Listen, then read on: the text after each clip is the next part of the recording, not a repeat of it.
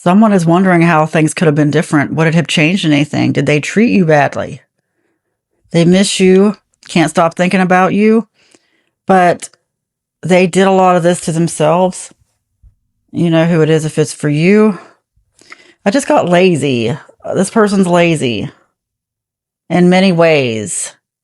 Entitled, spoiled, wants things handed to them, doesn't want to work for things. And they're also realizing this about themselves. Something has happened. Look, I need more time. You attract love. They feel like you're just getting away from them and that you don't give them time to change. Not that you should, not that you owe them anything, because you definitely don't. But they are really used to people doing things for them. And I feel sorry for people like that.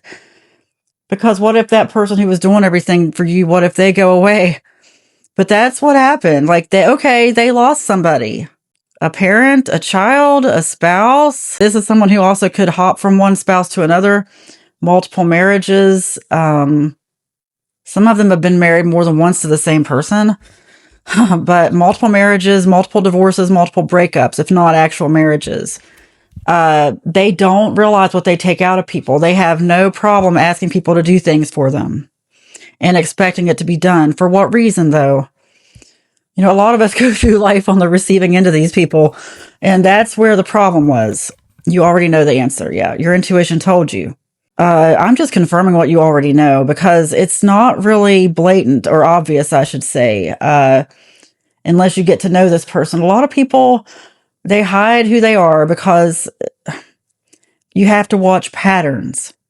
It's not something you're going to pick up on with a person just meeting them once or twice, unless you're really intuitive and you just wonder. You're like, something's different about this person. You're sensing whatever, your spirit's going to tell you how the person is. But most people, or unless you overlook your intuition, because that's something we all do too. We want to think the best in people. Unless you're around this person and see their habits, their patterns, you're not going to... Sorry, I got distracted. There's a squirrel out there, like shaking his tail at me. That this must be confirmation. It's funny. Look me right in the eyes, shaking their tail. That was hilarious. But that's for this reading. Okay, that's what this person is.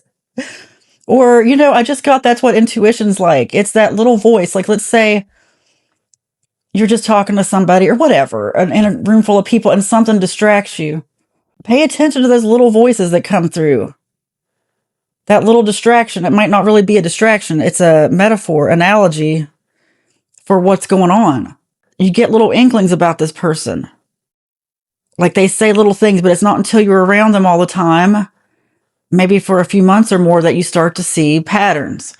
And use this person, and all people really, as a marker for your intuition. Like, how did they make you feel? And you go through life, people will remind you of other people. Sometimes it's just like the most random thing. Or if you're touching something, looking at something, it reminds you of something from your past. That's your intuition. Like even me doing these cards, I get reminded of stuff. That's my intuition telling me to tell you something that it reminds me of. And pay attention, because you could likely be around other people, or when you're around this person, suddenly you're thinking about something else. Could even be something from your childhood. But I just keep getting lack of maturity, hidden feelings, not willing to put in the work. They look like they're putting in the work. Have you ever worked with those people who know how to make it look like they're so busy? It doesn't have to be on a job, but just working somewhere. Like they know how to make it look like they're busy when they're not. And if you watch them long enough, see their internet patterns or whatever, if you see behind the scenes, you're like, wait a minute, what were you even doing? It's that kind of thing. And they don't, okay, they're not consciously aware they're doing this, but they're not putting on a true front at all. Do not feel bad that you lost this person. I feel like you deserve better. See, deep down, they know that. I'm getting reminded of something again. Just all of a sudden, as I see that card, there was someone in my life who I was trying to encourage them and give them all these ideas, things they could do to work from home, which there are a ton of things. Creatively, work for yourself, doing what you love. Telling this person what they could do. And not just that, but other things like side hustles. And the person says to me, oh, you're too good for me. Believe a person when they say that. Okay? Like this person saying, I feel like you deserve better.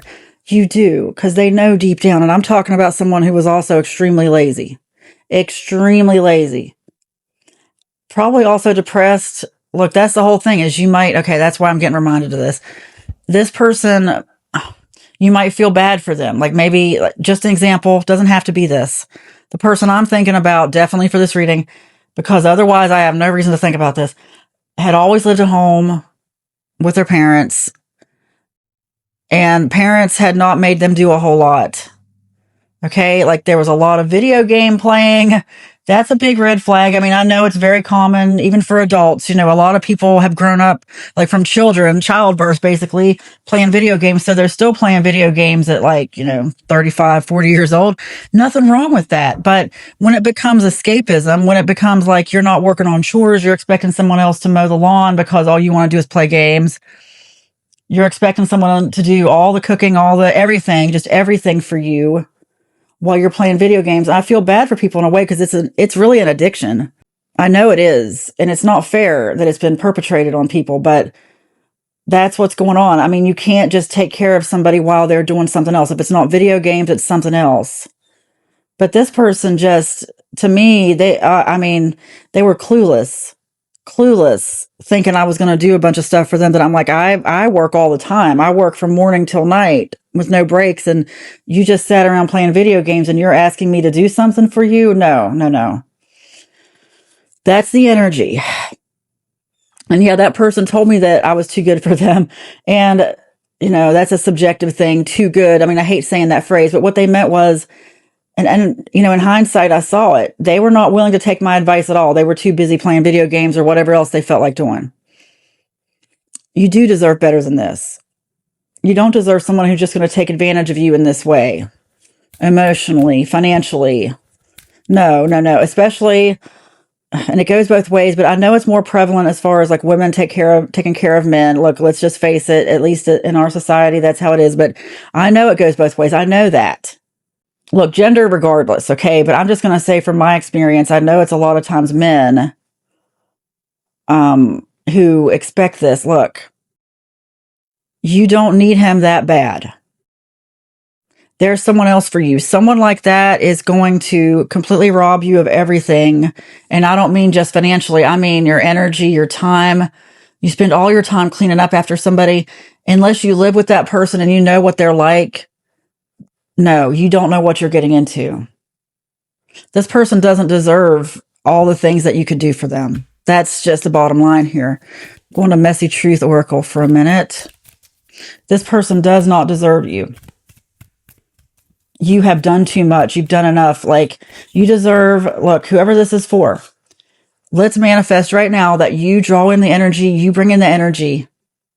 You attract the person who is willing to put as much time into you as you are willing to put into them. It has to be equal.